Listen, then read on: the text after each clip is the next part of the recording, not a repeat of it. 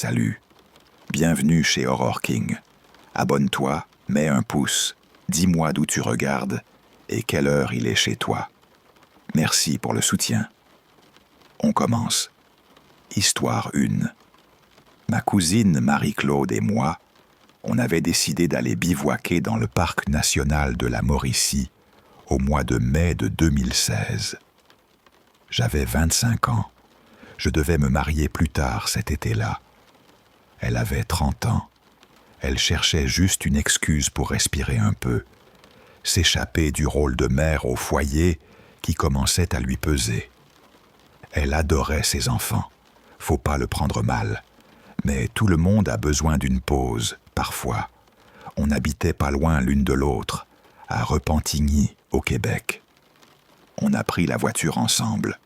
J'ai réservé l'un des derniers emplacements encore libres, au terrain de camping. Et on s'est mis d'accord pour rester au moins 4 jours dans le parc. Marcher, respirer autre chose que le quotidien, débrancher. Quand on s'est finalement garé et installé, on a senti un poids se lever, tu vois. L'emplacement n'était pas collé à celui d'à côté. Des arbres nous séparaient, un peu d'intimité qu'on ne mesurait pas à sa juste valeur sur le moment. On avait prévu dormir sous une tente, mais avec des matelas gonflables pour pas souffrir du sol. Beaucoup de gens autour avaient des caravanes ou des camping-cars. On faisait un peu figure d'originel, mais ça allait. Les gens à notre droite sont venus se présenter. Une famille de 5. Lui s'appelait Jean-François, elle Louise. 3 enfants, tous moins de 10 ans. Les gamins étaient bruyants, bien sûr. Mais c'était rassurant d'avoir une famille à côté. On n'était pas seul au milieu de n'importe qui. 2 femmes seules au milieu du bois. C'est normal d'être sur ses gardes. Mais à gauche, on n'a pas été gâtés. 2 hommes, la trentaine bien tassés, déjà bourrés à 10 heures du matin. Ils ont vu Jean-François et sa famille se présenter et ont pris ça comme une invitation. Ils sont venus aussi. Ils se sont présentés comme Taylor et Mathieu. Pas le genre de gars que tu veux avoir dans ton périmètre. Ils ont sorti leurs chaises, les ont plantées à côté de nous pendant qu'on étalait notre tente, et ont recommencé à boire et à poser des questions. Des questions qui tournaient surtout autour du fait qu'on était seuls, qu'on n'avait pas nos maris. À un moment, Mathieu a lâché. Des belles femmes comme vous, faut pas qu'elles campent seules, il y a des hommes qui profitent. J'ai senti le mot « profiter » comme une lame. Il l'a dit comme on parle d'un colis qu'on s'offre. L'odeur de bière et d'alcool fort collait sur eux, un relent âpre. J'ai eu un mauvais pressentiment, un de ces nœuds au creux du ventre. Mais je voulais pas gâcher le séjour de Marie-Claude. Alors j'ai fait la seule chose que j'ai su faire, la voir à l'œil. Je me suis dit que si ça tournait mal, j'en parlerais. J'espérais qu'on ne serait pas obligé d'en arriver là. Évidemment, on en est arrivé là. Cette nuit-là, autour du feu, un feu petit mais suffisant pour réchauffer nos mains, crépitait doucement. Taylor et Mathieu ont titubé jusque chez nous, encore complètement saouls. Mais cette fois, ils étaient plus entreprenants. Mathieu s'est trouvé une place juste à côté de moi, sur la couverture. L'air avait ce goût de cendre, et quand il a posé son bras autour de mes épaules, j'ai senti l'odeur de sueur et de déodorant bon marché, la puanteur de son aisselle collée à ma joue. J'ai gardé le silence, mais j'ai failli vomir. Taylor a posé sa main, ferme, sur la cuisse de Marie-Claude, en murmurant à son oreille, comme s'il lui proposait un marché. On s'est regardés, choqués, et en même temps, on a su la même chose sans le dire. Il fallait partir. On s'est levé d'un bond. Elles avaient pris possession de notre coin, ces deux-là. Marie-Claude et moi avons filé à la voiture. On est allé au poste des gardes de Parc Canada, tremblantes, raconter toute la scène. Les gardes nous ont prises au sérieux. Ils ont proposé de téléphoner à la Sûreté du Québec, mais on leur a demandé simplement d'éloigner ces hommes du parc. On voulait juste de la tranquillité, que Marie-Claude se sente bien. Les gardiens nous ont accompagnés, puis sont allés parler aux 2 délinquants. On les a vus partir. Quand ils sont partis, le poids dans ma poitrine est descendu. Cette nuit-là, on a dormi soulagé, excité pour les randonnées du lendemain. Le lendemain, Jean-François et sa famille nous ont invités à une randonnée. On a passé la journée avec eux et c'était beau. Des vrais bons gens. Ça nous a fait du bien. Tristement, ils ont appris qu'ils partaient pour le parc Banff dans l'après-midi. Ils sont partis. On s'est dit au revoir. Étrangement, les emplacements à droite et à gauche sont restés vides tout l'après-midi et la soirée. On a trouvé ça presque reposant. Vers 23 heures, on était déjà allongés dans la tente. Marie-Claude s'est endormie en premier, comme d'habitude. Moi, à 1h du matin, j'étais encore éveillé. Une peur sourde m'a pris. Quelque chose n'allait pas. Il faisait noir, noir comme on n'en voit qu'au milieu d'un parc. Je ne voyais même pas ma main devant le visage. J'ai entendu des voix dehors, près de la tente.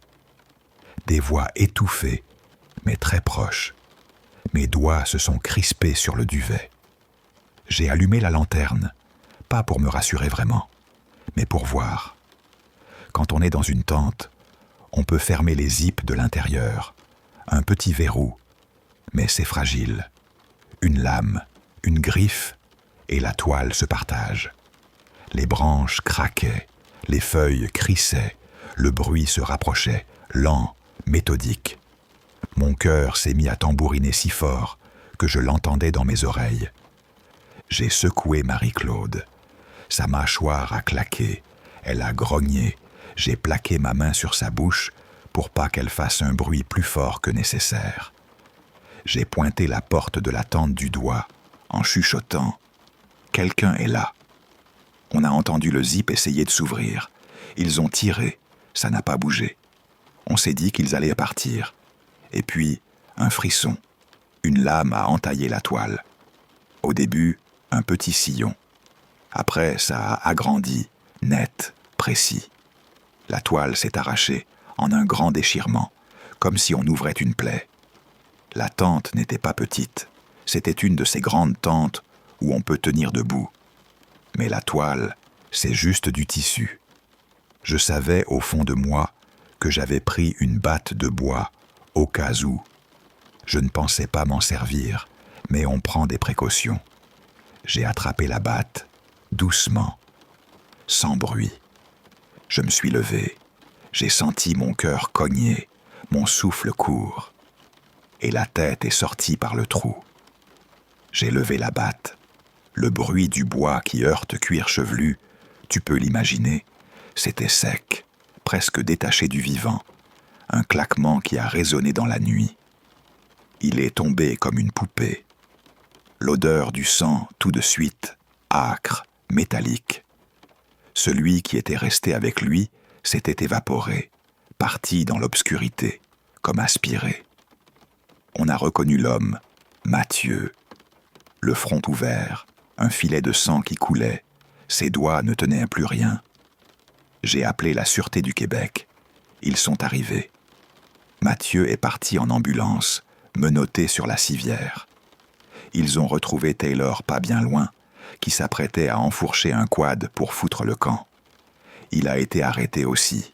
J'ai été interrogé pour l'avoir frappé, bien sûr. Mais au tribunal, on a déterminé que j'avais agi en légitime défense. Mathieu a fini par se remettre de sa blessure. Guérison complète. Donc, techniquement, je n'ai pas causé de dommages irréparables. Ils ont tous les deux été inculpés pour harcèlement et intention malveillante après que la police a découvert des textos entre eux, des messages où ils complotaient ce qu'ils voulaient nous faire, pour se venger d'avoir été mis dehors. Ces messages étaient froids, méthodiques, comme si tout avait été planifié au-dessus d'une bière et d'un rire méprisable. Ils ont eu moins d'1 an de prison et 2 ans de probation, décision qui nous a laissés amers. On n'était pas satisfaites. Mais ils venaient de l'Ontario, soi-disant loin de nous. Alors on a tenté de se rassurer en se disant qu'on ne les recroiserait probablement jamais. Depuis ce soir-là, Marie-Claude et moi, on a pris une décision ferme. Plus jamais de bivouac à 2, seuls. Ce qu'on avait pris pour une pause, une respiration, avait failli se transformer en quelque chose de bien pire. Les bois, la nuit, ont une histoire à eux. Ils te racontent des bruits, des odeurs, des mains qui cherchent une toile comme on cherche une ouverture. Je repense à la sensation de la toile qui a livré, à la lame qui l'a percée, au claquement sec de la batte, au goût du métal qui a contaminé l'air. Je repense au silence après, lourd comme un couvercle. Alors oui, maintenant on planifie des sorties avec des groupes. On vérifie les alentours. On ne part plus jamais sans moyen de défense. Et parfois, quand je ferme les yeux, j'entends encore, très loin, les craquements d'une feuille qu'on n'aurait jamais dû laisser tomber. Ça s'est passé il y a 1 an et j'en suis encore pas totalement remise.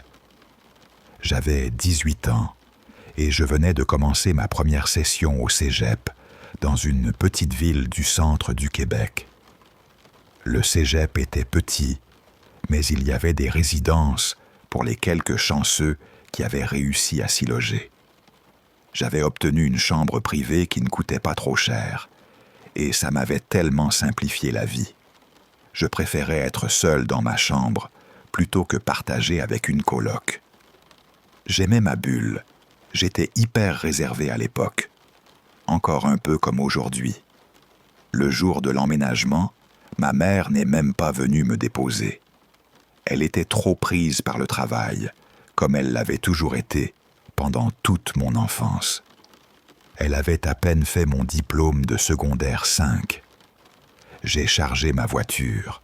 Oui, je l'avais achetée moi-même. Et je suis allé au campus. Ils avaient des aides au déménagement qui montaient tes boîtes jusque dans ta chambre si tu voulais. Et même si je leur ai supplié de ne pas toucher à mes affaires, ils l'ont fait quand même. L'idée qu'un inconnu fouille dans mes vêtements, dans mes bijoux, ça me rendait malade. Qui aimerait ça, franchement? Ils ont vidé le coffre et m'ont dit qu'ils avaient tout laissé dans ma chambre pendant que je cherchais une place pour me garer.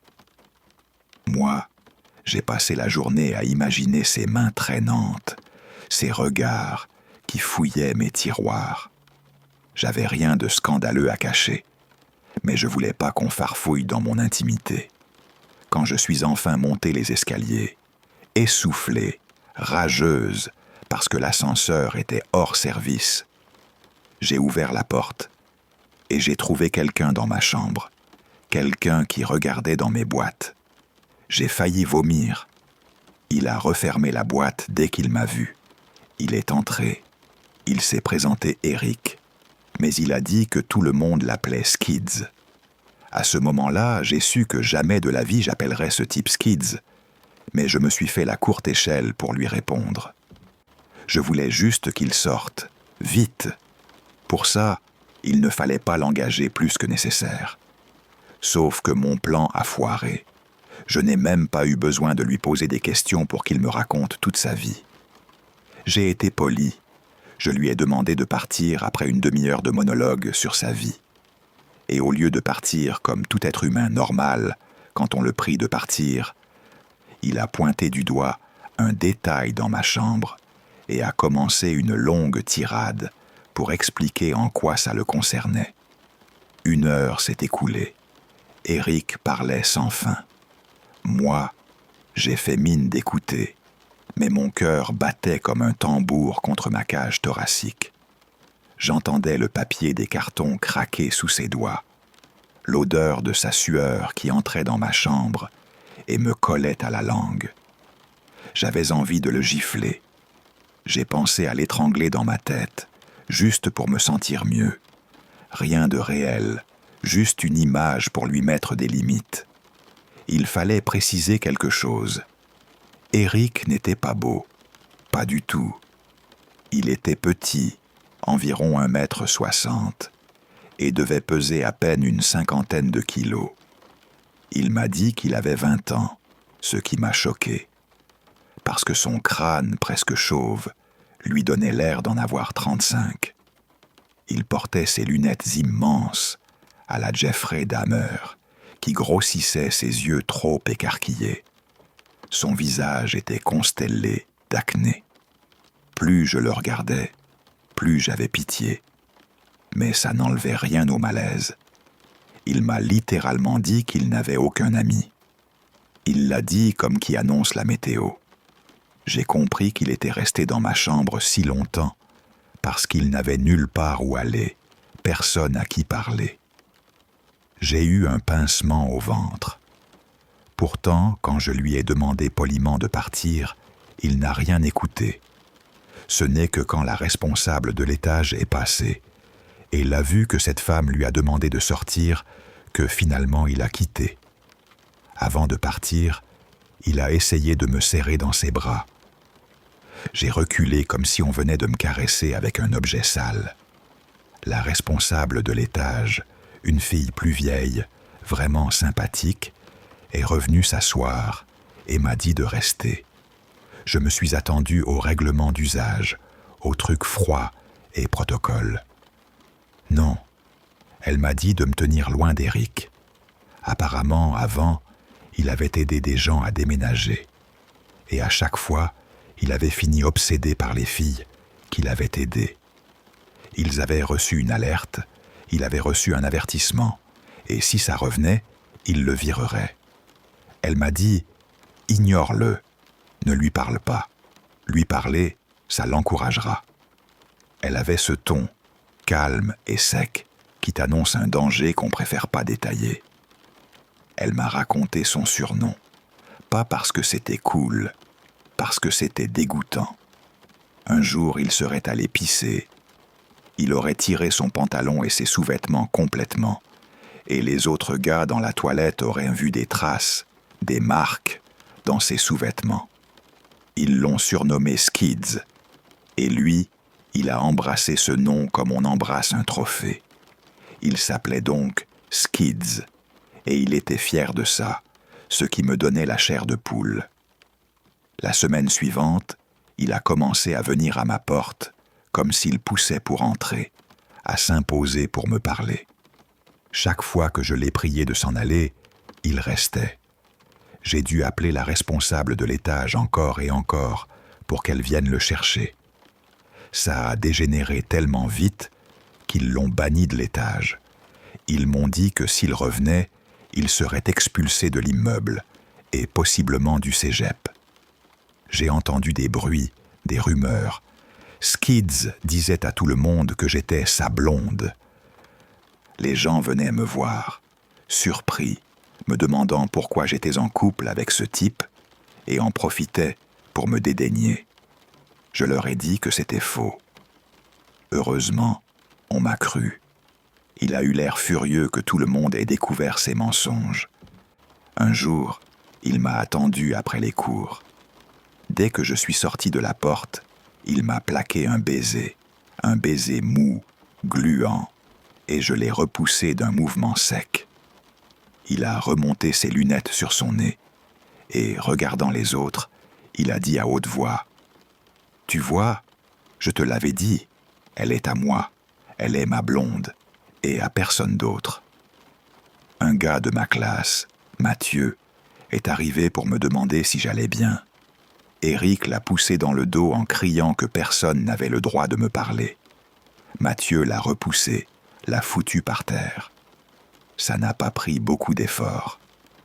Une légère brise aurait suffi à le renverser. Moi, j'ai marché en essayant de ne pas pleurer. Mathieu a marché avec moi jusqu'à ma chambre pour vérifier que j'arrivais saine et sauve. J'ai raconté tout ça à la responsable.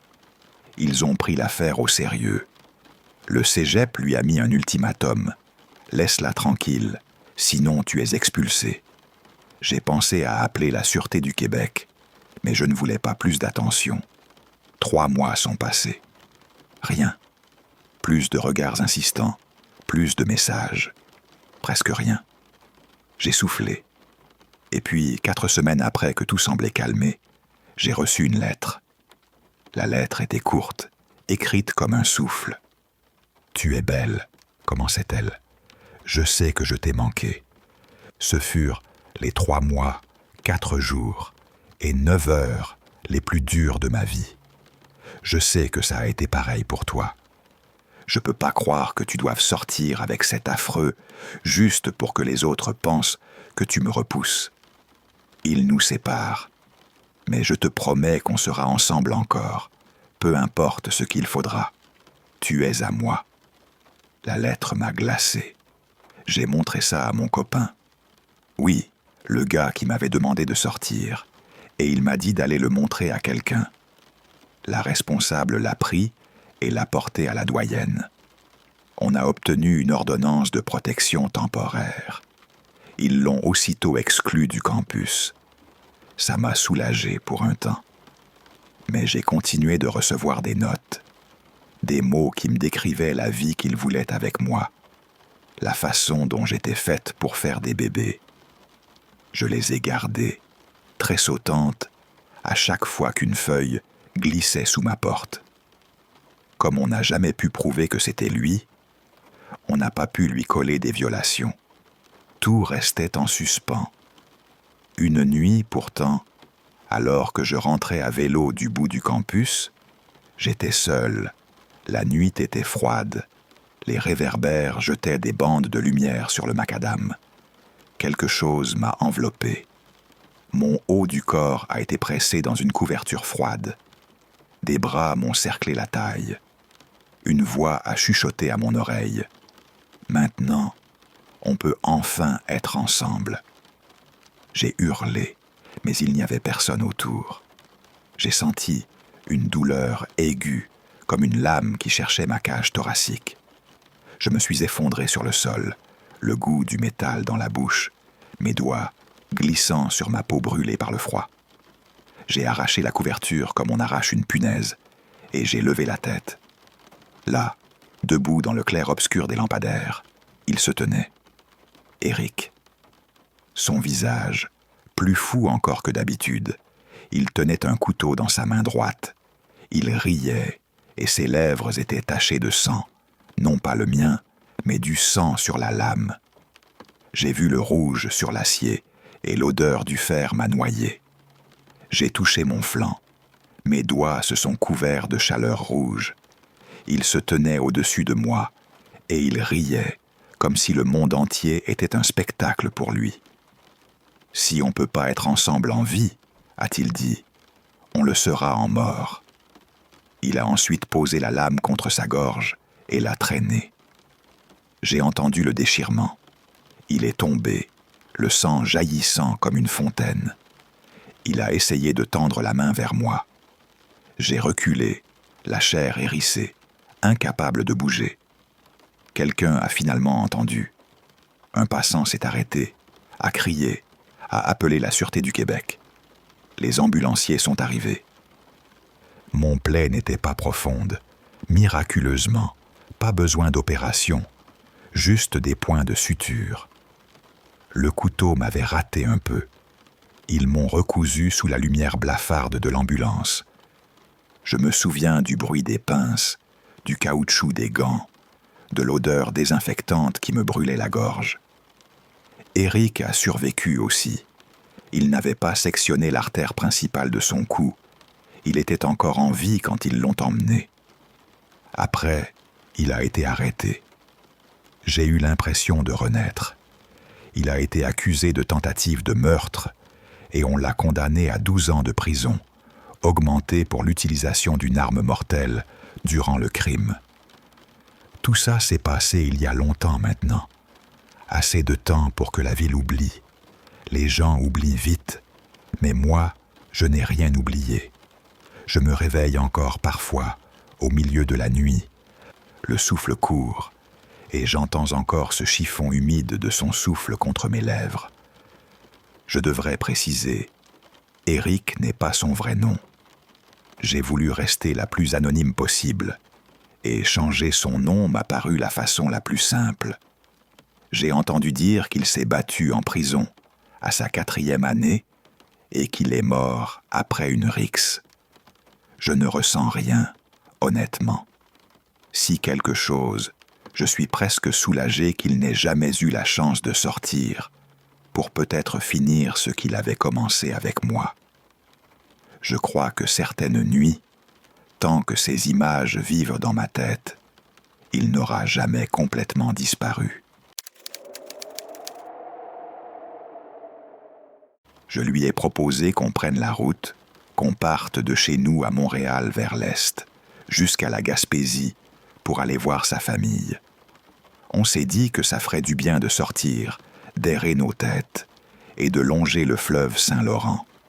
On voulait prendre la route 132.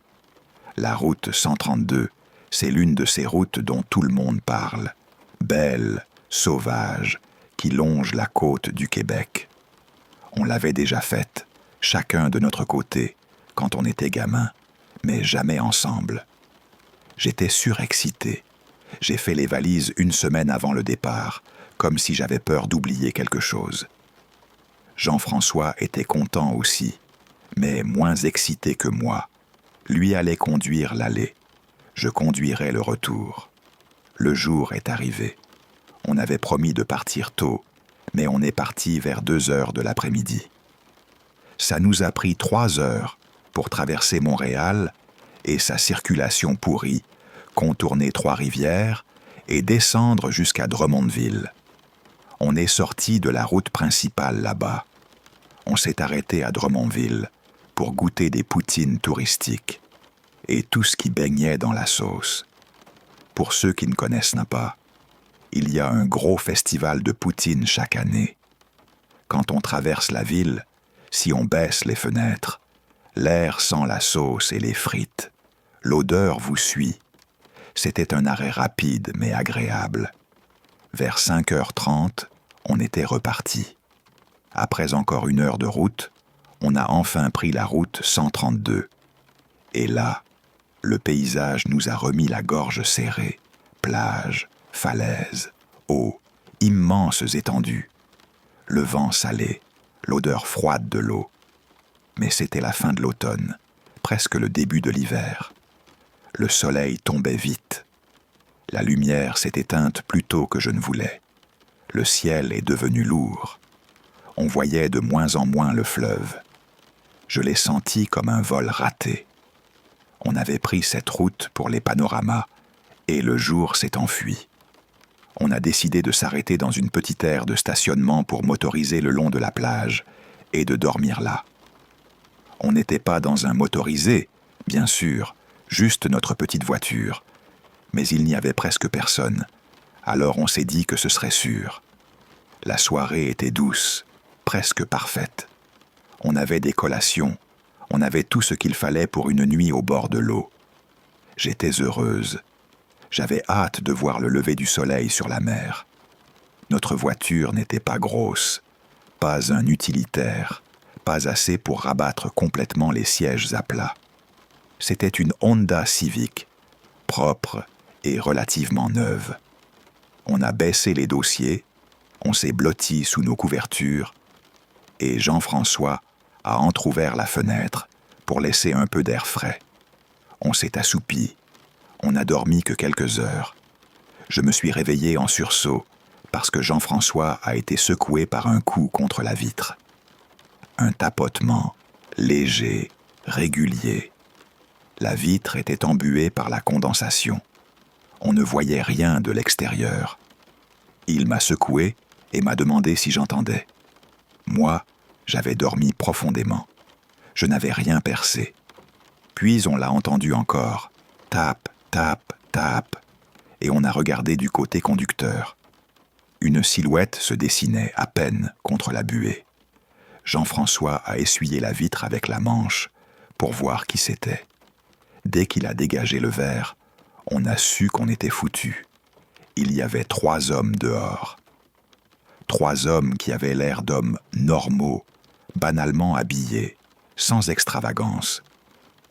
Le plus près de Jean-François a glissé la main dans son pantalon et a sorti une arme. Un pistolet.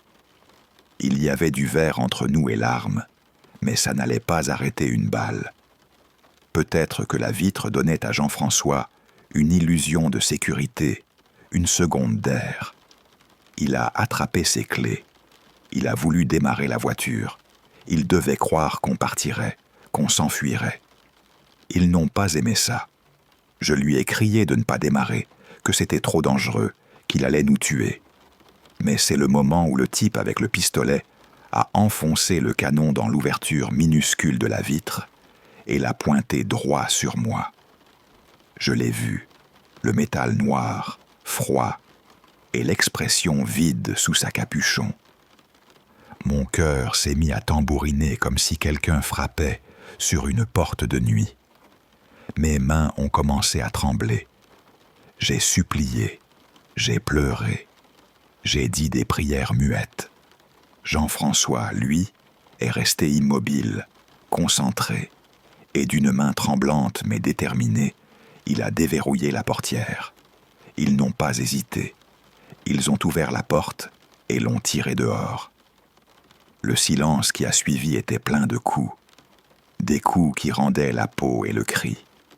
Ils l'ont jeté par terre et l'ont frappé partout, le ventre, les jambes, les bras, la tête. Les bruits étaient secs. Coups, raclements, la terre qui vole, des jurons. J'entendais le craquement de quelque chose que je n'ai pas voulu identifier. L'odeur a changé. Sang, fer, sueur. L'odeur d'une vie qui s'écoule. J'ai regardé, incapable de détourner les yeux. J'ai hurlé pour qu'ils s'arrêtent. Ils n'entendaient pas. Ils étaient concentrés sur la violence, comme une mécanique. À un moment, Jean-François m'a regardé. Son visage était rouge et noir, gonflé, des coupures qui laissaient couler du sang chaud sur sa peau. Il n'a pas parlé. Ses yeux m'ont dit une chose. Cours. Silencieusement. Tout dans son regard m'a forcé à comprendre. J'ai débouclé ma ceinture doucement. J'ai ouvert ma portière, sans la claquer. Pas un bruit de plus qu'il ne fallait. J'ai réussi à former les mots « je t'aime » sans les dire à voix haute, juste en les mouillant sur mes lèvres. Il les a lus. Et puis j'ai sauté par-dessus la cloison et j'ai couru vers le sable. La nuit était plus noire qu'une promesse rompue. Le sable avait la froideur de la mer en automne. Mes pieds s'enfonçaient. J'ai couru vers une portion de plage où il y avait de gros rochers. Si je pouvais me glisser entre eux, je pourrais disparaître. J'enfonçais les ongles dans la chair de mes mains pour garder un rythme, pour garder le souffle. Mes poumons hurlaient. Mon cœur était une masse battante contre ma gorge. Je l'entendais cogner comme un tambour mal réglé. J'ai atteint les rochers. Il y avait une fente étroite. J'ai rampé. La moitié de la cachette était sous l'eau glacée. Je me suis glissé dedans. J'ai senti l'eau monter autour de mes hanches et m'entourer. Le froid m'a pris comme une main qui veut me tirer vers le bas. J'ai retenu ma respiration. Je pouvais entendre leur voix, des jurons rauques. L'un a crié qu'elle était partie. « Trouve-la », a dit un autre. « On ne peut pas rester là. On est baisé. » Les pas sur les rochers avaient une cadence lourde. L'un des hommes est venu jusque-là où j'étais caché. Il a appelé, d'une voix faussement douce, qu'elle sorte, qu'on ne lui ferait rien, qu'elle pourrait rejoindre son chum et qu'on partirait. La bile m'est montée au fond de la gorge. J'ai su que ce mensonge était plus dangereux que le canon qui m'avait frôlé. J'ai serré les dents. J'ai prié le noir de m'avaler. Je l'ai entendu escalader.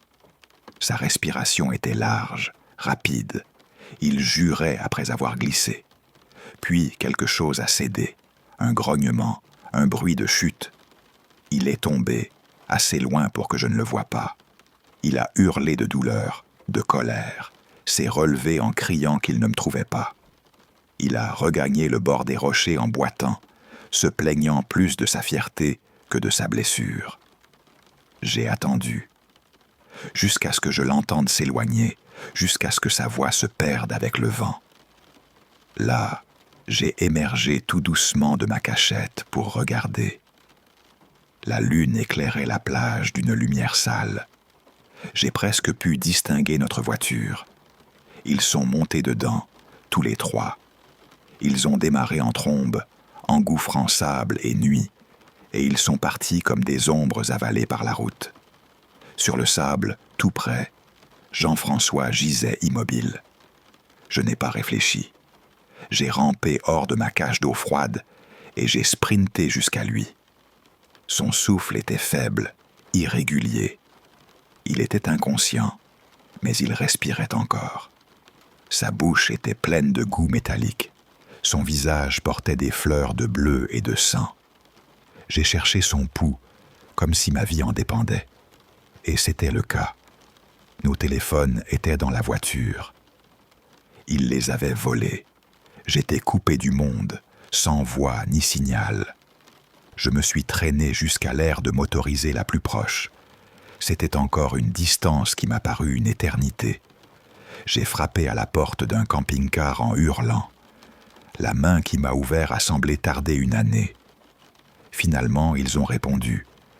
Ils m'ont prêté un portable. J'ai appelé la Sûreté du Québec. J'ai appelé une ambulance. J'ai dit où on était, en bégayant, en répétant le nom des lieux que je croyais connaître. Les minutes ont fondu comme des glaçons. J'ai attendu, collé à lui, écoutant ses pouls et les battements de mon cœur, qui n'arrêtèrent pas de courir. Ils ont appelé un hélicoptère médicalisé. Ils ont dit que ses blessures étaient graves. On l'a évacué en hélicoptère. Ils ont découvert un saignement interne, un poumon affaissé, des côtes brisées, plusieurs fractures. Il a été opéré pendant des heures. J'ai attendu dans une salle froide, avec des néons qui faisaient mal aux yeux, en répétant les mêmes prières, en regardant la porte comme si elle allait craquer à chaque seconde. Il est resté des semaines à l'hôpital, des mois même, pour récupérer complètement. Merci à Dieu, il s'en est sorti. Il a été long le chemin de la récupération, rééducation, douleurs qui revenaient comme des vagues, nuits sans sommeil, cauchemars qui revenaient, peur de la nuit. Mais il est revenu, entier ou presque, mais vivant. Les hommes qui ont essayé de nous tuer et qui nous ont volé la voiture, ils n'ont jamais été retrouvés. Ils ont retrouvé le châssis de notre voiture quelques mois plus tard, l'avaient dépouillé et vendu en pièces. J'aimerais pouvoir dire qu'il y a eu justice, que la peine a frappé la porte, que la police a claqué les menottes. Mais non, peut-être un jour, peut-être jamais. Pour l'instant, notre récompense, c'est d'avoir survécu, d'être sorti de là vivant. Parfois, la nuit, j'entends encore le bruit du métal froid, le son sec d'un coup porté. Parfois, je sens encore la morsure de l'eau glacée où je me suis caché. Parfois, je retourne au bord du fleuve et je regarde l'horizon comme si la mer pouvait rendre ce qu'elle avait avalé. Mais je sais maintenant quelque chose de simple et brutal. On peut perdre tout ce qu'on aime en un instant. Et le bruit d'un battement de cœur devient, parfois, la seule preuve qu'on a encore une place sur cette terre. C'était une journée tout à fait ordinaire. Je dis ça parce que, pour moi, la plupart des jours se ressemblaient. Je suis une femme au début de la trentaine. Je vis à Montréal, pas mariée, pas d'enfant. Je sais que certains veulent des détails. Alors voilà. Je travaillais pour un cabinet d'avocats, comme adjointe d'un des associés. Étonnamment, ça payait très bien, la seule raison pour laquelle je pouvais me permettre de rester en ville. J'aime Montréal. Je l'ai toujours aimée. Je ne l'ai jamais tenue pour acquise. Si quelque chose, je la défendais trop. Je prenais des rues plus sombres pour prouver à mes amis qu'elle n'était pas si dangereuse. Je mangeais dans des restos louches pour la même raison.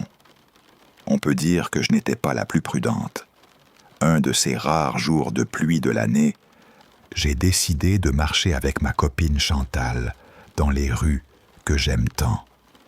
Il faisait beau quand on est parti, alors j'ai mis des tongs. Grave erreur. Après environ 45 minutes de marche, la pluie a commencé. Chantal et moi, on s'est dit qu'il valait mieux rentrer vite, alors on a commencé à trottiner. On avançait quand une de mes tongs est tombée, et j'ai senti une douleur aiguë sous le pied, juste entre les orteils. J'ai failli me retrouver par terre quand la douleur m'a frappé, mais j'ai réussi à m'accrocher à un poteau d'hydro proche. J'ai ramassé mon pied, je l'ai levé jusqu'à la taille, et là, j'ai vu. Une aiguille s'était fichée dans ma peau. Une seringue. L'odeur de la pluie était derrière moi. Le bruit des gouttes était devenu comme un tambour dans mes oreilles. Mon cœur martelait ma poitrine. Chantal a paniqué et m'a dit de l'arracher et d'aller au plus vite à la clinique sans rendez-vous pour me faire tester. On est allé, on a attendu, avec cette sensation de sel qui nous colle à la gorge, l'attente où chaque minute s'étire comme un élastique. Quand enfin on a été appelé, j'ai voulu que Chantal reste avec moi, au cas où on m'annoncerait une mauvaise nouvelle. Je ne voulais pas être seul. Le médecin nous a expliqué que les maladies les plus courantes, transmises par partage de seringues, comme le VIH ou l'hépatite, mettent des semaines à se détecter, qu'on ne verrait rien tout de suite. Il a dit que c'était moins probable dans mon cas, puisque je n'avais pas injecté quelque chose dans mes veines, que c'était possible, mais moins probable. J'ai eu un peu de soulagement, mais cette peur a continué de battre contre mes côtes pendant des semaines. Environ 3 semaines après, j'ai commencé à avoir des vertiges plus souvent. J'avais perdu du poids sans vraiment le vouloir. Peut-être parce que le ventre me serrait et que je n'avais pas faim. La plaie au pied avait guéri proprement. Petite perforation sans infection. Mais les symptômes m'inquiétaient. J'ai mis ça sur le compte d'un coup de blues, d'un rhume qui traîne. Sauf que ça a empiré. À la 10e semaine, j'en ai eu marre. J'ai pris rendez-vous au CLSC. Si j'avais attrapé quelque chose, au moins, on pourrait agir, m'orienter, essayer de me remettre sur pied. Le résultat est tombé. J'ai été diagnostiquée positive à l'hépatite C. J'ai été anéanti. Et en même temps, j'ai voulu y croire. Ma tante Marie-Claude avait eu l'hépatite C. Et, après des années d'antiviraux, elle était en rémission complète. Je me suis accroché à cette histoire comme à une bouée. On m'a mis sous plusieurs traitements. On m'a dit que je me sentirais mieux. Je me suis jointe à un groupe de soutien. Et au fil des rencontres, j'ai rencontré des gens extraordinaires. Des personnes qui comprenaient ce que je traversais. Ça m'a fait sentir moins seul. Bien sûr, il y avait aussi des gens qu'on préfère oublier. Beaucoup de personnes qui vivaient des dépendances avaient l'hépatite C. La réalité est crue, je n'allais pas la maquiller. On nous encourageait à raconter nos histoires. Quand j'ai expliqué comment j'avais attrapé le virus, plusieurs ont ri. Rire, comme si c'était drôle de se voir ruiner la vie. Ça m'a blessé, mais j'ai essayé de l'ignorer. Après une séance, un des gars qui avait ri m'a rattrapé dans le stationnement. Il m'a demandé si je voulais goûter au vrai truc, comme s'il me proposait un jeu. Il a dit que ma santé était déjà compromise, que je n'avais rien à perdre, que je pourrais essayer pour m'amuser. Sur le chemin du retour, j'ai eu la sensation d'être suivi. Une voiture prenant mes mêmes virages. J'ai essayé de ne pas y penser. Je peux être paranoïaque, je le sais. Mais l'angoisse s'est installée, froide et collante. Je me suis garé dans la seule place restante et je suis monté vers l'immeuble dans le plateau Mont-Royal. J'ai réalisé que j'avais oublié mes clés. Ma coloc Sophie m'a fait entrer en me buzzant. En ouvrant la porte, j'ai aperçu un homme marcher sur le trottoir en sens inverse. Je me suis figé. Je me suis senti vulnérable. Comme un animal pris au dépourvu. J'ai refermé la porte trop vite et monté les marches à toute vitesse. Mais la porte d'entrée a buzzé de nouveau. L'homme, lui, est entré. Et là, tout s'est mis à tourner. C'était le même gars du groupe de soutien. Je l'ai reconnu. Je l'ai regardé. Il m'a regardé en remontant l'escalier. Et puis il a sprinté. J'ai pris les escaliers en courant à mon tour, mais il était rapide. Mon souffle faisait des claquements dans ma gorge. Le béton résonnait sous mes chaussures. Je suis arrivé à mon étage avec peu d'espace entre nous.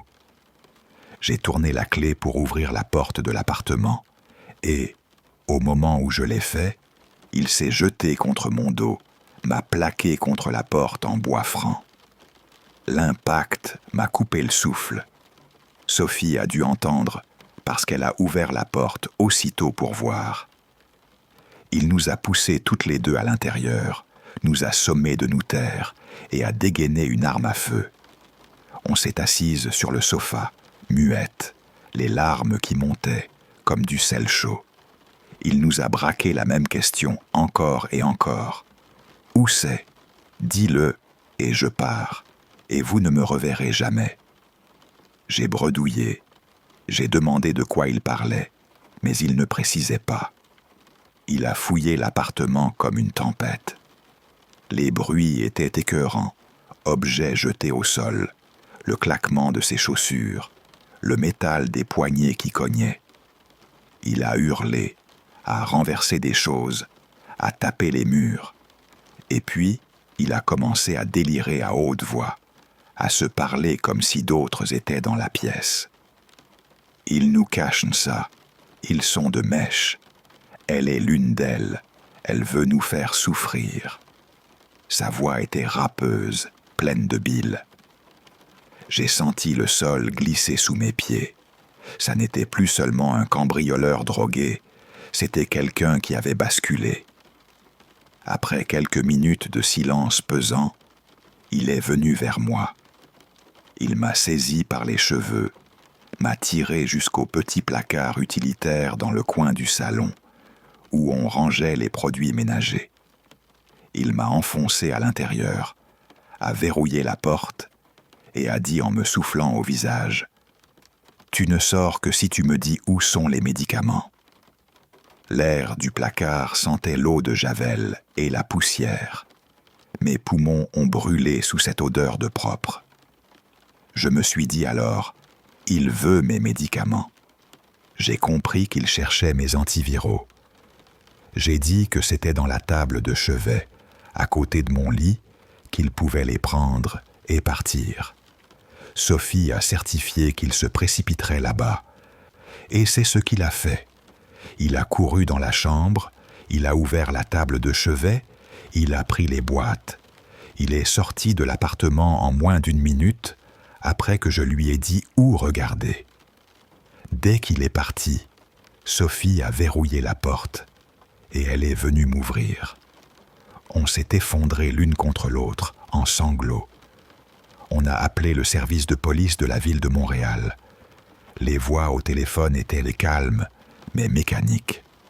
Pendant qu'on attendait, le silence était chargé du bruit de nos respirations et du tic-tac distant d'une horloge. Les policiers sont arrivés et sont restés des heures, ramassant des indices, prenant nos déclarations. Grâce aux responsables du groupe de soutien, ils ont obtenu son nom, Jean-François. Ils l'ont arrêté. Il a été accusé de bris de domicile, d'agression et de privation de liberté, en plus de menacer avec une arme. Lors du procès, on a conclu qu'il n'était pas apte à subir son procès à cause de ses troubles mentaux non divulgués. Il a été condamné à passer 5 ans dans un établissement psychiatrique, avec possibilité de remise en liberté après 2 ans s'il montrait des améliorations. Il allait recevoir de l'aide pour sa dépendance et des soins pour son hépatite C. Plus tard, on a appris qu'il avait perdu sa couverture RAMQ et qu'il pensait que voler des médicaments était sa seule manière d'obtenir des soins. Et malheureusement, j'ai été la personne qu'il a choisie. C'était sordide et triste à la fois. La peur, la folie, le manque de soins qui pousse quelqu'un au vol et à la violence. Je ne sais pas exactement comment il va aujourd'hui, mais 1 an plus tard, je garde cette nuit gravée. Parfois, la pluie me refait sursauter. Le bruit d'une porte qui s'ouvre me colle une peur sourde au ventre. Je lui souhaite, malgré tout, d'avoir reçu l'aide dont il avait besoin. Je vivais à Montréal et je travaillais dans un boulot d'un ennui mortel qui me bouffait plus de temps que je n'en avais envie. Petit conseil de survie, choisis une voie qui te plaît. Ne fais pas quelque chose que tu détestes, juste parce que ça paye bien. La misère pour le reste de ta vie, ça ne vaut pas le coup. Bref, cette histoire s'est passée il y a 15 ans, à la fin de la vingtaine.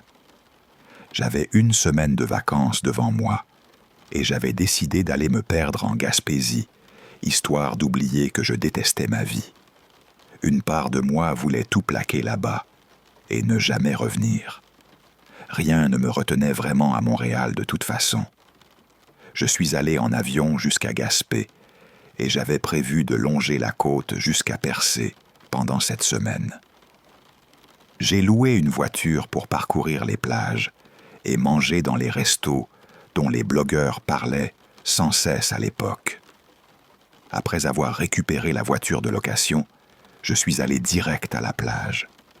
Je n'avais pas réservé d'hôtel. Je n'ai jamais été du genre à tout planifier. Je me suis dit que je trouverais une chambre facile. La première journée, je l'ai passée sur la plage de Grande-Grave. J'ai vite compris que c'était un spot touristique. La bande de sable s'étendait sur presque 3 kilomètres et elle était remplie de monde. Ce n'était pas grave. J'aimais sentir le sable entre mes orteils, regarder les vagues. Je n'avais rien à redire. Le soir, j'ai mangé dans un petit resto de tacos. Avant de partir, j'ai demandé autour de moi s'il n'y avait pas une plage plus isolée, un coin tranquille pour m'échapper de la foule. Personne n'a su me répondre. J'étais sur le point de partir, un peu dépité, quand un type s'est arrêté sur le trottoir et m'a dit qu'il connaissait un endroit. C'était un bout de côte, un peu plus loin sur la route 132, disait-il.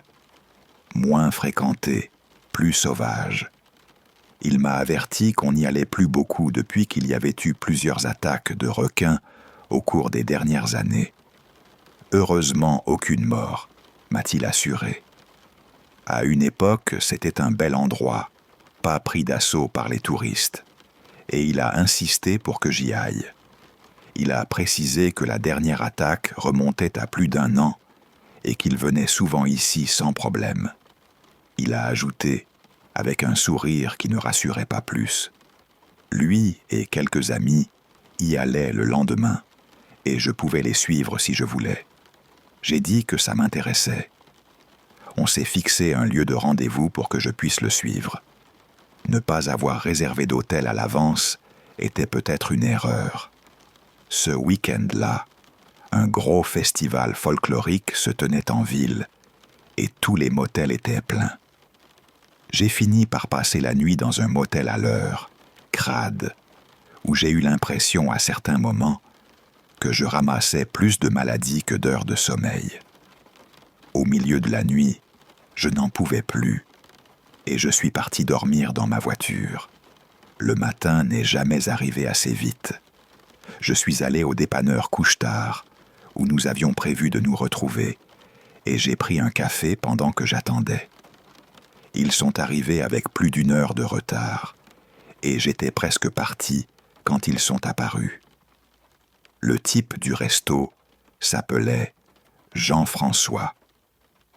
Il m'a présenté ses amis, un grand costaud nommé Ange et un plus frêle appelé Gabriel. J'ai trouvé drôle qu'ils aient des prénoms si célestes.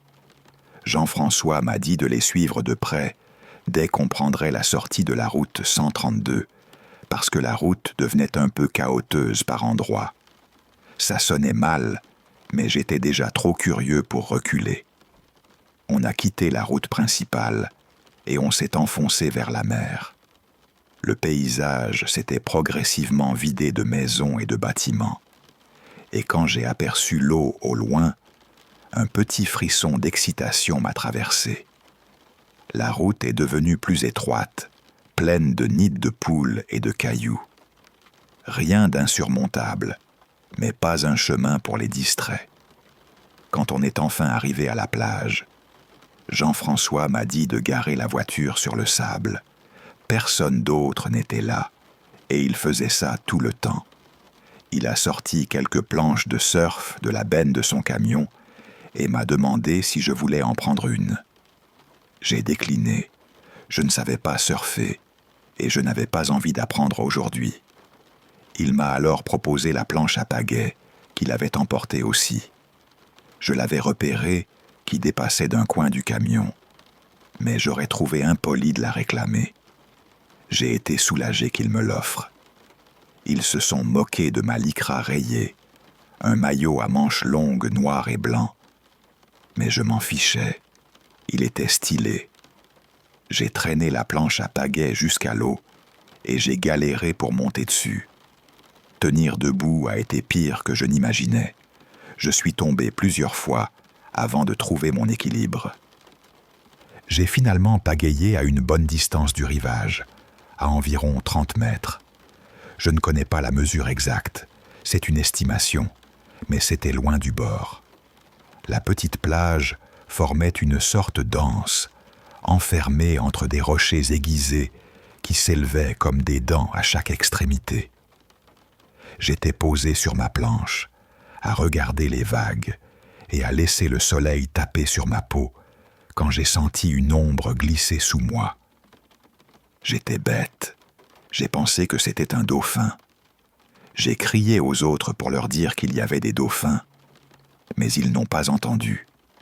Ils m'ont juste regardé, ont porté la main à l'oreille, en signe qu'ils n'entendaient l'ico pas, et ont continué leur truc. J'ai laissé tomber. Je suis resté à peu près au même endroit 1 heure de plus, à m'enfoncer dans la torpeur du soleil et de l'eau. Puis j'ai vu les gars remonter et ranger leur matos. Je me suis dit que j'allais ramener la planche pour voir ce qui se passait. Quand je suis arrivé sur le bord, j'ai demandé à Jean-François pourquoi il partait si tôt. Il n'était qu'environ 2 heures de l'après-midi. Il m'a expliqué qu'il devait filer. La mère d'Ange avait été emmenée à l'hôpital à Gaspé. J'ai compris, même si j'étais un peu déçu de ne plus pouvoir utiliser la planche. La déception n'a pas duré. Jean-François m'a dit de la garder, de la laisser derrière quelques buissons quand j'aurais fini, et qu'il repasserait la récupérer plus tard dans la journée. Ils sont partis. Je suis retourné sur l'eau. Au bout d'un moment, j'ai aperçu la même ombre, mais plus grosse et plus proche. Mon ventre s'est refroidi. J'étais toujours à la même distance approximative, à ces 30 mètres, et j'ai commencé à craindre que ce ne soit pas un dauphin. Le souvenir des attaques que Jean-François avait laissé échapper la veille m'est revenu. J'ai senti la panique monter. On ne doit pas faire de remous, m'étais-je rappelé. Faire le moindre mouvement fou dans l'eau, c'était rendre la cible plus visible. Pagayer furieusement vers le rivage, aussi tentant que ce soit, n'était pas une option intelligente. Heureusement, c'était juillet, et le soleil ne descendait pas vite, mais la chaleur n'aidait pas ma crainte. J'ai cherché une issue. À gauche et à droite, ce n'étaient que des rochers tranchants. M'y faufiler était peut-être la seule solution. Je me suis arrêté sur la planche, j'ai gardé les bras et les jambes hors de l'eau pour minimiser les éclaboussures. Et j'ai essayé de me préparer mentalement à ce que j'allais faire. Au moment où j'ai plongé la pagaie pour me propulser, quelque chose a heurté la planche si violemment que j'ai été projeté à l'eau avant même d'avoir compris. Je ne l'ai pas vu venir. Ma première pensée, dans le cœur qui battait à tout rompre, a été « ce n'est pas possible ». J'ai ressurgi en paniquant et j'ai vu la planche déjà plus loin que les rochers. J'ai compris que je n'allais pas la récupérer. Contre toutes mes résolutions initiales, j'ai nagé de toutes mes forces vers les rochers. L'idée de rester là, flottant, était pire. Chaque coup de main pour m'agripper m'a ouvert des plaies. Les arêtes des roches m'ont lacéré les bras et les jambes. J'ai senti la douleur comme un millier de petites coupures, tranchantes, chaudes. Une fois installé au sommet d'un écueil, j'ai reculé le plus possible pour mettre un peu de distance entre moi et l'eau. J'ai attendu une éternité avant de vraiment le voir. Au début, je n'ai perçu qu'un mouvement de rotation dans l'eau près de la planche. Puis j'ai vu la silhouette, massive, sombre, qui a mordu la planche comme on écrase une boîte vide. Mon cœur s'est mis à marteler ma cage thoracique. J'ai vu le requin lacérer la matière, la langue d'eau et d'écume qui éclaboussait. Il a déchiqueté la planche comme si c'était du carton. J'ai compris, à cet instant, que la moindre seconde passée dans l'eau avec lui aurait été la fin. Il me restait deux options. Retourner à la plage, en me frayant un chemin au travers des rochers coupants, me trancher en silence tout en progressant, ou me jeter dans l'eau, affronter le requin et risquer ses dents. J'ai choisi la douleur contrôlée. J'ai préféré sentir la pierre teinter ma peau que de risquer la mâchoire de ce prédateur. Marcher sur ces rochers m'a déchiré, comme si je nageais à travers un bain de lame. De temps en temps, je regardais l'eau plus profonde et je voyais la dorsale qui fendait la surface. L'odeur du sang de mes propres plaies remontait, métallique et âpre, et je comprenais que c'était ce parfum qui l'avait tenu là. Après ce qui m'a semblé une éternité, j'ai touché le sable. Sentir le grain chaud sous mes pieds a été le soulagement le plus brutal que j'ai connu. J'ai levé la tête et j'ai vu Jean-François sur la plage, revenu pour récupérer sa planche. Il m'a remarqué au loin, a fait un signe et m'a demandé où était la planche. Quand il a vu mon état, il a accouru. Il m'a posé des questions en rafale. Entre deux respirations, j'ai essayé d'expliquer. J'ai raconté le requin, les rochers, la planche dévorée. Il a appelé la garde côtière canadienne et signalé la présence du requin. Il a été assez gentil pour me conduire à l'hôpital le plus proche, à Gaspé. Les médecins m'ont recousu, des points de suture partout, sur les bras, les jambes. Ils m'ont dit que dans quelques semaines, ça irait mieux, que je pouvais récupérer, mais qu'il fallait éviter toute baignade, océan comme piscine, pendant un moment. La garde côtière n'a pas retrouvé l'animal le soir même si un hélicoptère est monté le repérer. Ils ont quand même lancé une mise en garde dans la région pour signaler la présence d'un requin. Le reste de mon séjour s'est déroulé hors de l'eau. Je suis allé voir d'autres plages, mais je n'ai pas remis un seul orteil dans la mer. Même si j'avais voulu, je n'aurais pas pu me résoudre à revenir. Je suis rentré à Montréal et, au hasard du destin, j'ai rencontré celle qui allait devenir ma femme à l'aéroport. En attendant un taxi, je lui ai raconté l'histoire. Elle trouve ça plutôt drôle aujourd'hui. Elle se moque de moi. Comment ai-je pu être assez naïf pour croire, la première fois, que l'ombre était un dauphin et rester là alors? Elle rit encore quand je raconte comment j'ai nagé jusqu'au rocher, comment j'ai senti la planche se faire dévorer. Une chose est sûre, on ne me reprendra jamais, jamais à me trouver à une trentaine de mètres du rivage de l'océan. Jamais. C'était en novembre 2018.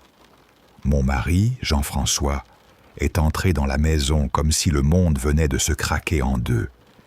Il nous a dit qu'il y avait une alerte de feu de forêt dans le secteur, envoyée par la Sopfeu, et qu'on devait être prêt à évacuer immédiatement si ça dégénérait. Je n'étais pas trop inquiète au début. Le nord du Québec, les alertes de feu, c'était presque une saison comme une autre, chaque été. On a toujours tenu le coup. On habitait juste à l'extérieur de la Tuque, au Québec. Jean-François et moi, on avait grandi dans le coin, et on avait prévu d'élever nos enfants ici, comme nos parents avant nous. J'ai demandé à notre fils aîné, Luc, il avait 13 ans, de préparer un sac avec ses affaires les plus importantes, au cas où on devrait partir en vitesse. Il l'a fait, sans trop s'inquiéter. Le lendemain, la Sûreté du Québec a publié un avis d'évacuation volontaire officiel. Jean-François et moi avons regardé la carte des incendies. De ce qu'on voyait, le brasier paraissait encore loin, pas une menace immédiate. Alors on est resté. Mon mari a décidé d'envoyer les plus jeunes chez ma mère, à Trois-Rivières, à environ 1 heure de route. Il a dit que juste parce qu'on pensait être en sécurité, ça ne voulait pas dire qu'on l'était vraiment. Il pensait que les enfants seraient mieux à l'écart, plus loin du feu. Luc a insisté pour rester. Pas parce qu'il voulait rester près de nous, enfin si, mais surtout parce qu'il voulait être sûr qu'on prenne ses jeux, ses consoles, au cas où on devrait fuir. On l'a raillé. Merci pour ton sens des priorités, je lui ai dit. Et la journée a continué, normale en surface. De temps en temps, je vérifiais la carte. À chaque coup d'œil, l'angoisse montait un peu plus. Le panache noir avançait, inexorable. Ce n'a pas tardé. La vie est passée de volontaire à obligatoire pour notre quartier. La Sûreté du Québec, la SOPFEEE, le service des incendies locales, tout le monde a dit « Partez ». J'étais encore à la maison quand j'ai reçu la notification. Jean-François était au travail. Je n'ai pas voulu partir sans lui. Je me suis dit que je l'attendrais. C'est une décision qui va me hanter pour le reste de ma vie. Je lui ai écrit pour le prévenir de l'avis obligatoire. Il m'a répondu qu'il pensait que c'était correct d'attendre son retour, qu'il n'était qu'à quelques heures. Entendre la même idée de sa bouche m'a rassuré, je l'avoue. J'ai regardé par la fenêtre du salon. Luc et moi, on a vu nos voisins descendre la rue, les voitures disparaître vers Québec, leurs phares s'éloigner dans la fumée. Un nœud m'a serré la poitrine. Peut-être qu'on avait tort de rester. Peut-être qu'on aurait dû partir avec eux. Mais j'ai fait confiance à mon mari. On s'est assis sur le sofa, sac prêt, comme deux gens qui font semblant d'être calmes. Les heures ont traîné. 1 heure. Aucune nouvelle de Jean-François. J'ai regardé la carte encore une fois. Là, elle affichait que le feu était pratiquement sur notre quartier. Mon téléphone a vibré. C'était mon mari. Ils allaient le laisser passer pour venir nous chercher. Mais il fallait qu'on sorte sur le champ après. J'ai attrapé Luc. On a jeté nos sacs sur les épaules et on a foncé vers la porte comme des gens qui courent dans un cauchemar éveillé. En ouvrant, c'était comme entrer dans un mur chaud, humide, chargé d'odeurs de fumier brûlé et de bois calciné. L'air goûtait la cendre. Mes poumons se sont mis à me brûler tout de suite. Les cendres picotaient mes yeux comme du sable fin qu'on m'aurait frotté contre la cornée. J'ai dit à Luc de garder la bouche fermée, de fermer ses yeux. Il a obéi. Je l'ai poussé dans la camionnette. Je suis passé de l'autre côté et je me suis glissé à ma place aussi vite que j'ai pu. J'ai mis le contact. J'ai enclenché les essuie-glaces pour dégager le pare-brise. Des cendres tourbillonnaient, collantes, épaisses comme du ciment mouillé. J'ai déroulé sur la rue, et au lieu du paysage familier qui me rassurait tous les jours, j'ai vu des flammes qui se hissaient si haut que la fumée n'osait même plus les couvrir. Elles étaient plus hautes que les toits, plus hautes que les arbres, des langues qui léchaient le ciel. La chaleur nous frappait à travers la tôle de la camionnette. On pouvait sentir la peau de nos visages se tendre, prête à craquer. La route devant nous semblait praticable, pavée et noire, et j'ai pensé, idiotement, qu'on pourrait peut-être traverser. On a appelé Jean-François. À travers des sanglots, je lui ai dit que je ne pensais pas qu'on allait s'en sortir. Luc sanglotait à côté de moi. J'essayais de lui faire dire au moins à son père qu'il l'aimait. Peut-être qu'on m'en voudra de l'avoir dit comme ça, mais j'ai cru qu'on allait mourir. Quand on est au bord du gouffre, on n'adoucit pas les mots. Au téléphone, Jean-François m'a dit qu'il m'aimait et qu'il fallait que je tienne bon pour notre fils. Il répétait, en urgence, qu'il laissait passer des véhicules au poste de contrôle de la SOPFEE, à environ une dizaine de kilomètres en direction de Montréal, mais qu'il ne savait pas si la route était totalement dégagée. Il m'a dit d'essayer. Je le suppliais d'envoyer des équipes nous chercher, mais il ne pouvait pas. Il n'était pas autorisé à entrer dans ce champ de flammes à ce moment-là. L'interdiction était stricte.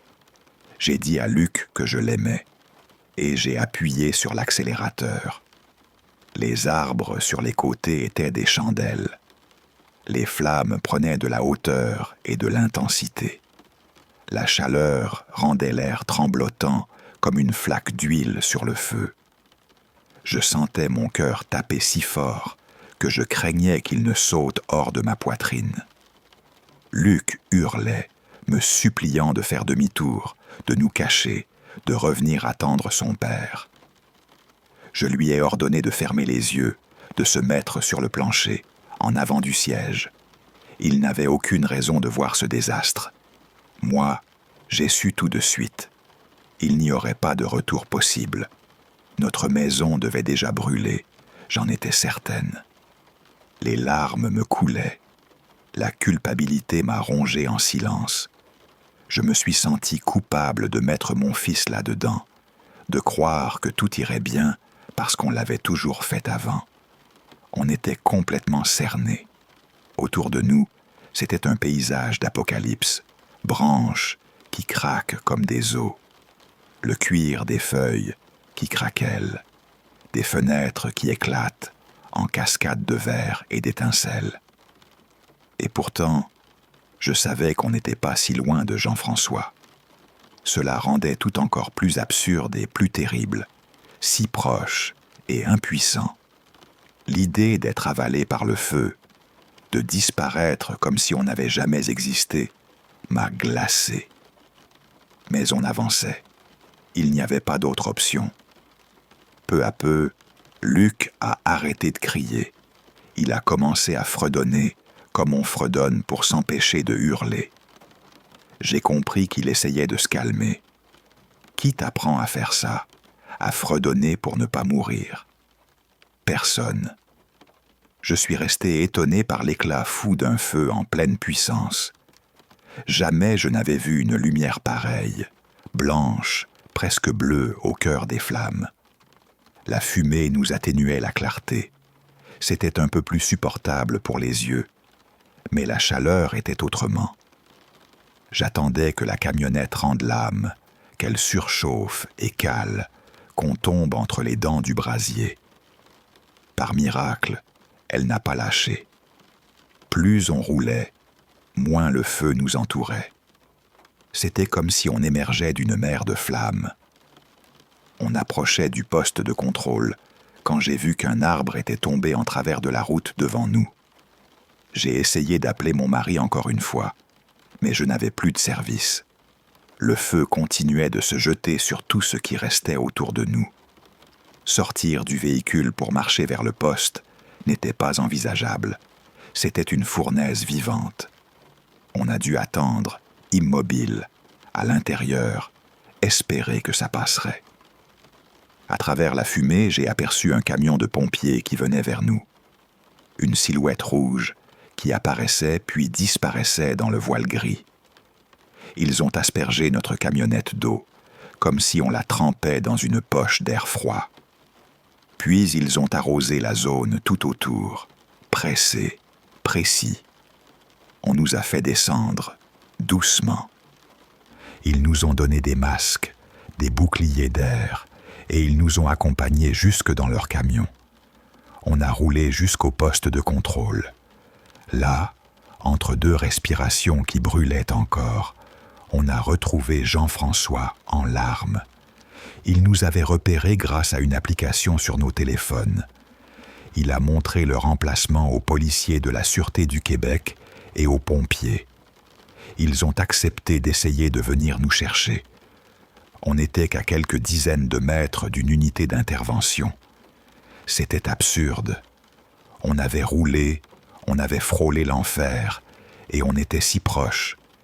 Les pompiers nous ont amenés ensuite chez ma mère, à Trois-Rivières. Là, avec les autres familles de la communauté, on a attendu, suspendu au verdict. Avait-on tout perdu? Oui. Notre maison avait été détruite par le feu. Tout ce qu'on avait bâti, là, morceau par morceau, était parti en fumée. Cet incendie, on l'a appris plus tard, portera le nom de l'incendie de la Tuque. Il est devenu le plus meurtrier et le plus destructeur de l'histoire du Québec. 85 personnes ont perdu la vie. Une ville a été rasée. Des vies ont été broyées et dispersées, comme des cendres au vent. Chaque jour depuis, je me suis reproché d'être resté 1 minute de trop. Et chaque jour, paradoxalement, je suis aussi incroyablement reconnaissante que Luc et moi soyons sortis vivants. La culpabilité et la gratitude coexistent, étranges jumelles dans ma poitrine. J'ai appris que le feu n'avertit pas toujours assez tôt, qu'il peut revenir plus vite que nos certitudes, que l'attente d'un être qu'on aime peut nous coûter tout. Je me suis juré de ne plus jamais laisser la peur de partir attendre le retour de quelqu'un.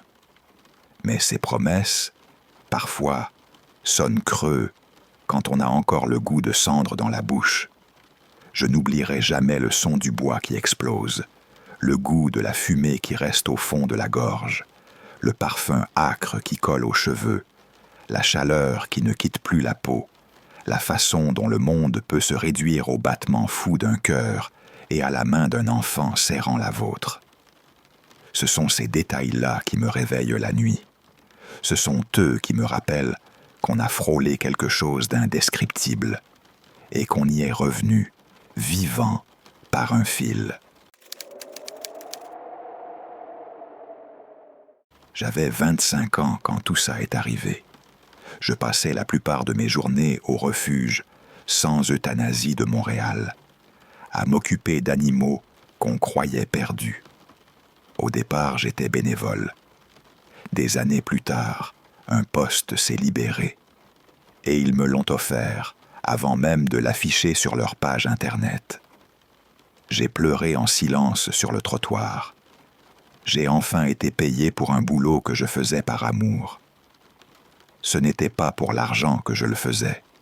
Sentir la truffe froide d'un chien contre ma main, voir ses yeux s'adoucir, ça valait tout l'or du monde.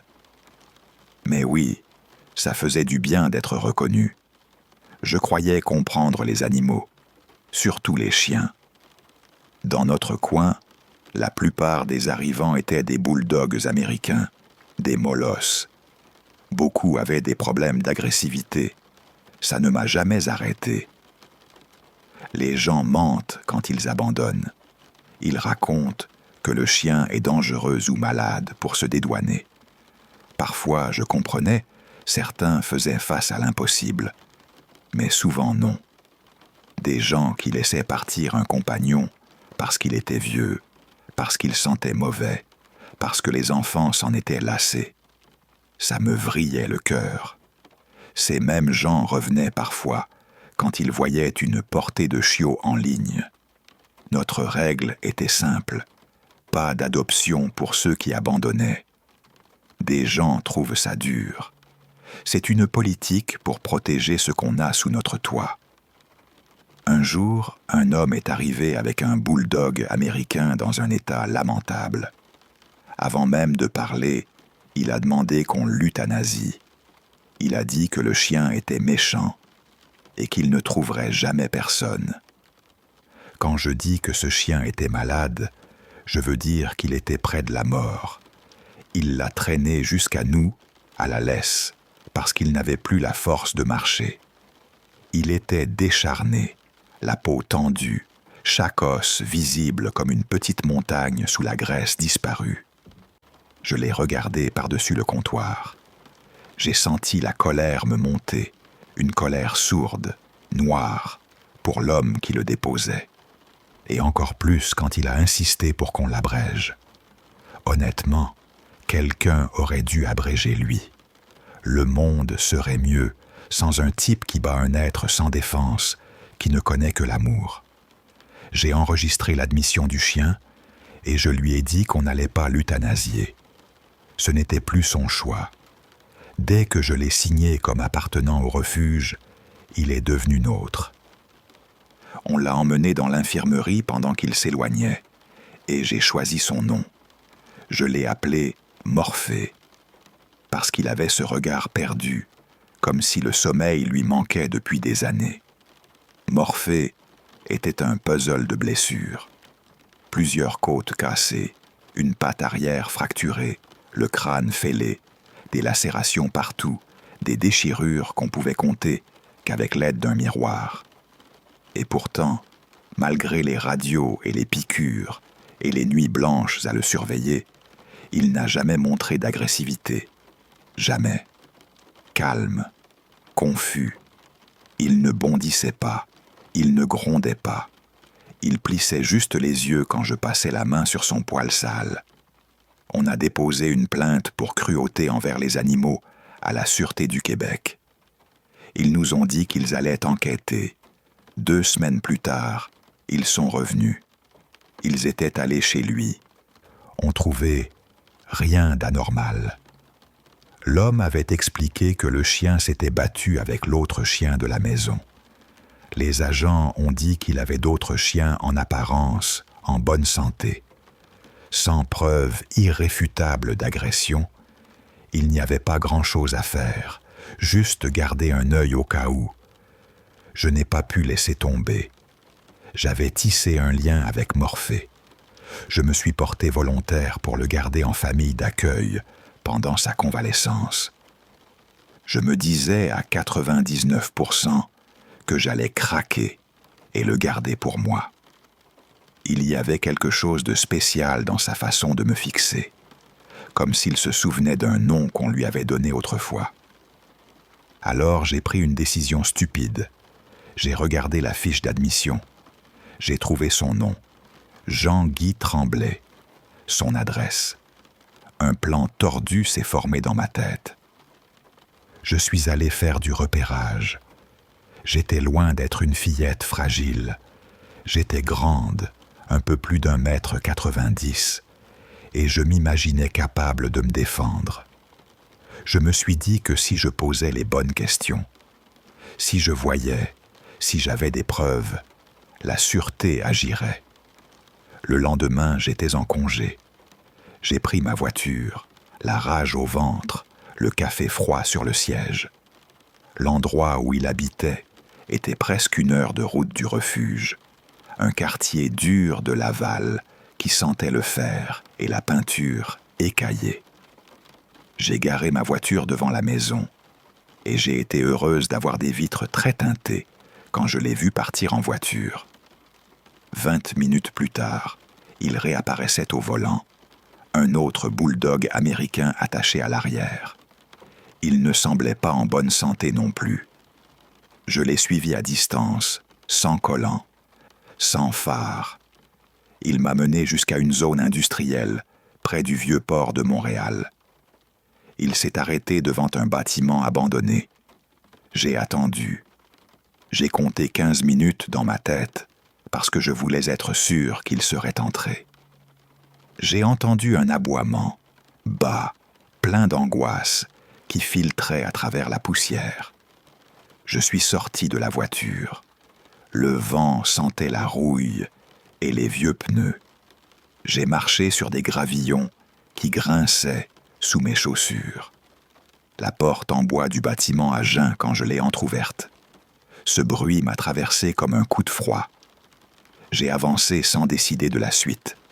Le bâtiment était vide de premier abord. Juste des poutres, de la poussière, des papiers qui collaient au sol. L'odeur, elle, était plus nette. Urine, poils brûlés, une note métallique de sang. Au bout d'un couloir, j'ai entendu des voix d'hommes. Je ne suis pas parfaitement bilingue.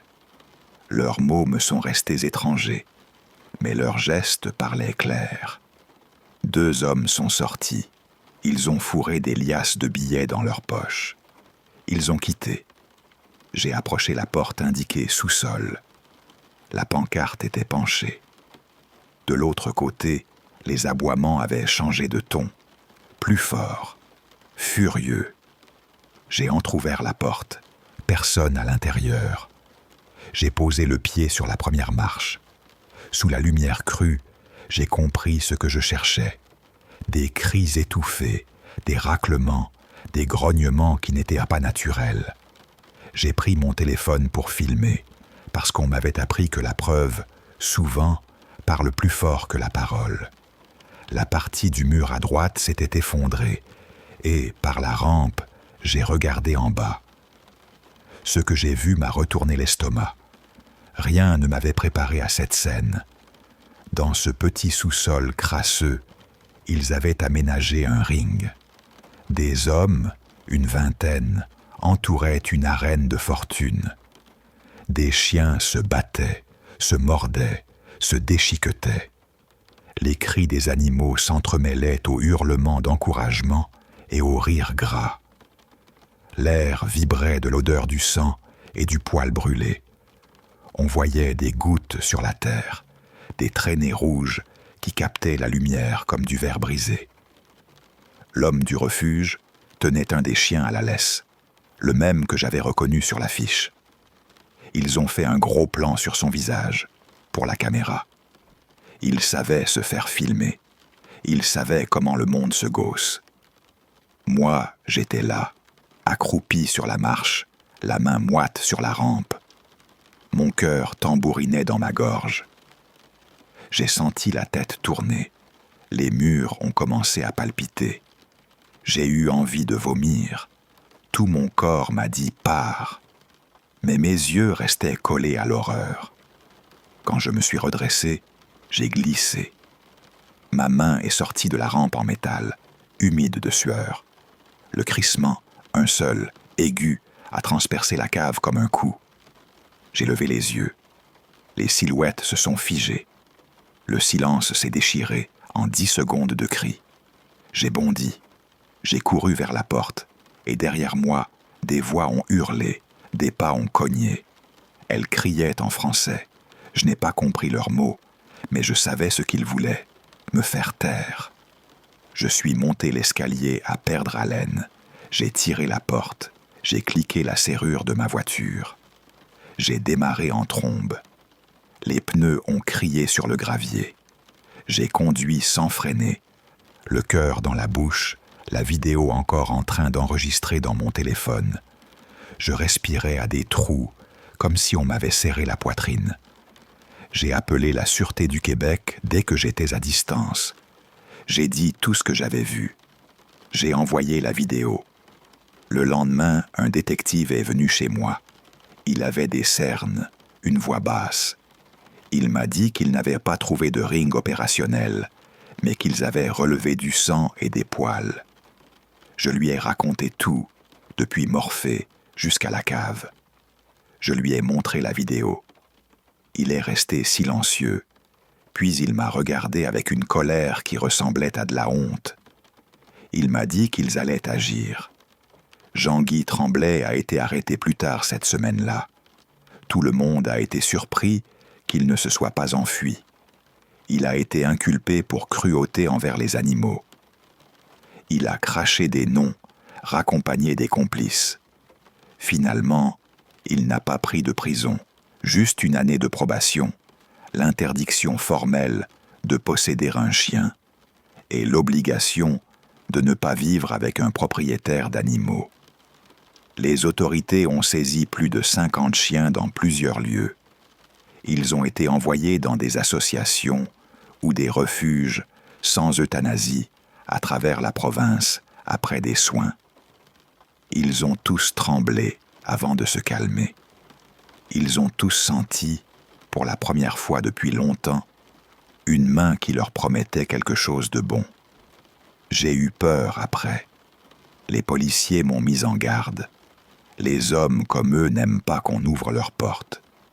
Mais rien ne s'est passé. Personne n'est venu frapper à ma fenêtre. J'ai pris la poussière et je l'ai balancée comme une victoire. Je n'ai rien regretté. J'ai peut-être pris des risques stupides. J'ai peut-être été téméraire. Mais si, grâce à ma connerie, un seul chien a été sauvé d'un coup, d'une morsure, d'une agonie inutile, ça en valait la peine. Et puis, et c'est ça qui compte, j'ai adopté Morphée. Il est devenu mon meilleur ami, le plus doux des chiens. Il dort encore la tête posée sur mes chaussures. Il me réveille en me léchant le visage. Il ronfle comme une petite tronçonneuse rassurée. Il ne sait pas qu'il est celui qui a tout déclenché. Il ne sait pas qu'il m'a tiré hors de moi-même pour faire ce qui devait être fait. Il dort. Parfois, au milieu de la nuit, sa respiration se fait plus forte. Il remue. Il pousse un petit gémissement. Et je pense aux autres chiots qui ont hurlé dans ce sous-sol. Je pense aux gouttes de sang sur la terre. Je pense aux voix des hommes qui applaudissaient. Et je pense que, même si j'avais peur jusqu'aux os, je referais tout. Maintenant, quand je passe la main sur son flanc, je ferme les yeux et j'écoute. Les battements de mon cœur, son souffle, le monde qui reprend. Et chaque fois, je me rappelle le goût du fer dans l'air, la puanteur du sang, le craquement d'une rampe par mauvais temps. Je sais que la violence est là, tapie partout. Mais je sais aussi qu'une main peut se tendre, une caméra peut filmer, une plainte peut pousser les choses dans la lumière. Si jamais vous entendez un aboiement étouffé derrière une porte en bois, si votre cœur se serre quand vous voyez un chien qui semble trop maigre pour tenir debout, ne détournez pas le regard. Écoutez, filmez, parlez. Si vous ne pouvez pas, appelez. La peur serre la gorge, mais le silence est pire. Morphée est mon miracle sur pattes. Et parfois, quand la nuit est tombée et que le monde semble calme, j'entends encore, dans un coin du cerveau, les hurlements lointains d'une arène oubliée. Ils me réveillent, ils m'obligent à me souvenir, à raconter, à prévenir, à ne jamais fermer les yeux. J'ai 25 ans maintenant, mais quand tout a basculé, j'avais à peine 17 ans. J'ai grandi à Saint-Jérôme, dans les Laurentides, pas si grosse ville quand on la compare à Montréal, mais pas non plus un bled. C'était suffisant. On était à environ 1 heure de Montréal, et plein de monde venait pour les magasins d'usine à Mirabel. Mais pour nous qui avons grandi là, c'était juste plate. Et puis on n'avait pas d'argent pour rouler plus loin, alors j'ai passé mon adolescence à chercher des trucs à faire, pas loin de la maison. J'ai vécu dans une famille monoparentale. Ma mère est partie quand j'avais environ 3 ans. Mon père a élevé ma sœur Marie-Claude et moi tout seul. C'était un bon père, mais il était toujours débordé. Vivre ici coûtait une fortune, alors il a bossé 3 jobs et il n'était jamais là. Quand il rentrait le soir, il était tellement crevé qu'il s'écroulait dans son lit. Il faisait en sorte qu'on ait un toit et à manger, mais il ne s'est jamais vraiment intéressé à notre vie. Résultat, ma sœur et moi, on a commencé à faire des conneries. On a commencé à fumer et à boire vers 13 ans, et ma sœur a embarqué avec un gars beaucoup trop vieux pour elle, Jean-François, sans que mon père le sache. J'ai décroché de l'école à 16 ans. J'aurais dû rester, mais fréquenter l'école secondaire Saint-J me paraissait inutile parce que j'étais du côté de la ville qui allait à l'école secondaire Rivière et à l'école secondaire Blainville. Chaque matin, c'était une corvée. J'en pouvais plus. Ma sœur et moi, on s'est rapprochés. Et, faut l'avouer, j'ai été une mauvaise influence. Je l'ai convaincue de quitter l'école quand elle a eu 16 ans, elle aussi. Je le regrette encore. On a commencé à faire la fête presque toutes les nuits. Ma sœur avait plein de potes plus vieux grâce à son chum. Alors on trouvait toujours quelque part où aller pour s'échapper de la maison. Une nuit, son chum Jean-François nous a emmenés chez un de ses amis en disant que c'était juste une petite soirée à Blainville.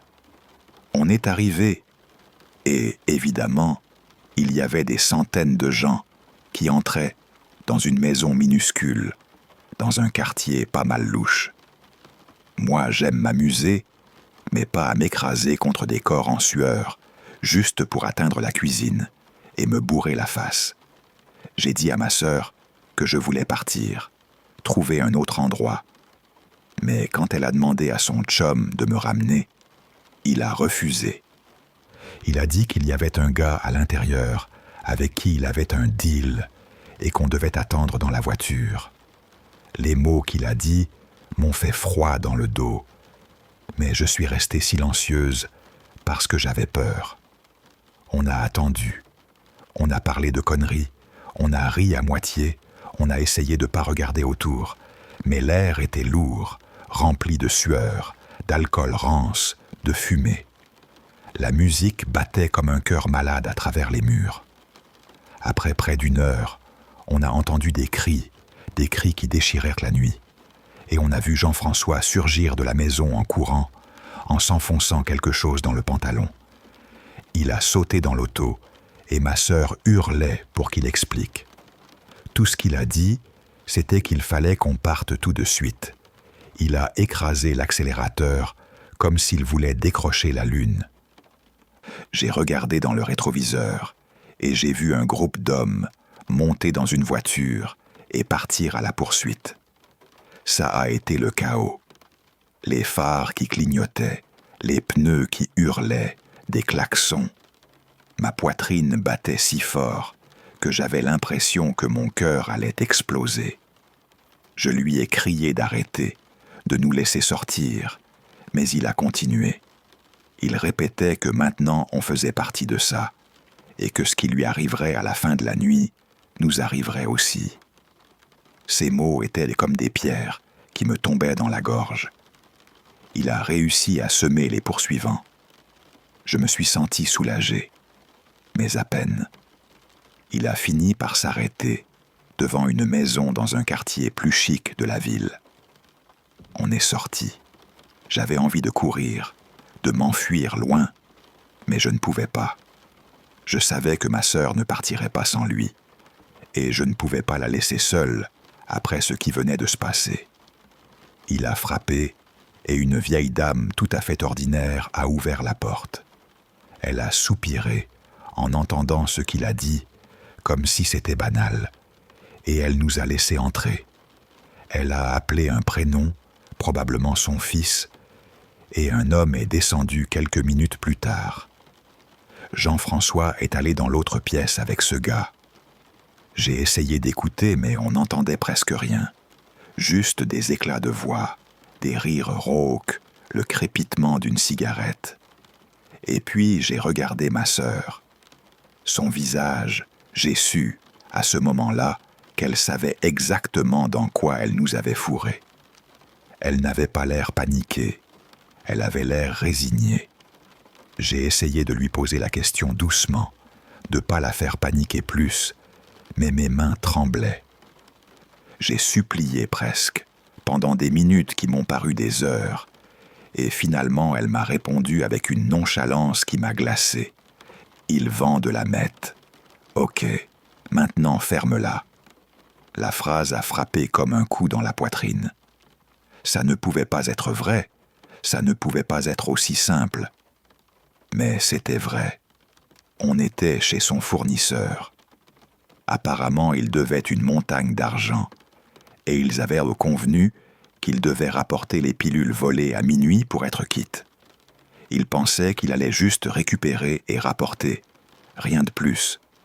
Il ne s'attendait pas à nous avoir avec lui. Moi, je n'étais pas censé être là. Moi, je me suis retrouvé mêlé à ça, sans le vouloir. La peur m'a envahi. J'ai senti l'anxiété monter comme du vomi chaud dans ma gorge. Tout ce que je voyais, c'était mon père au travail, rentrant crevé, pensant qu'il élevait ses filles correctement. Et maintenant, l'idée qu'on allait être retrouvée morte me déchirait les entrailles. J'ai essayé de rester forte, mais mes genoux tremblaient. Mes ongles ont laissé des marques blanches sur mes paumes. L'air était saturé d'odeurs de weed, de tabac et d'un parfum bon marché qui collait au tissu. Les voix des hommes résonnaient comme des menaces voilées. Au bout d'un moment, le gars est revenu et il a dit qu'on partait. Je l'ai supplié encore d'au moins me ramener chez mon père. Il a refusé. Au lieu de ça, il nous a emmenés à l'endroit où il vendait d'habitude. On est resté avec lui pendant 4 heures. 4 heures pendant lesquelles des clients ont défilé, comme s'ils venaient acheter du pain. Certains ont même demandé à acheter ma sœur comme si elle était un objet. Ils voulaient qu'il lui procure un couteau. J'ai senti mon estomac se nouer.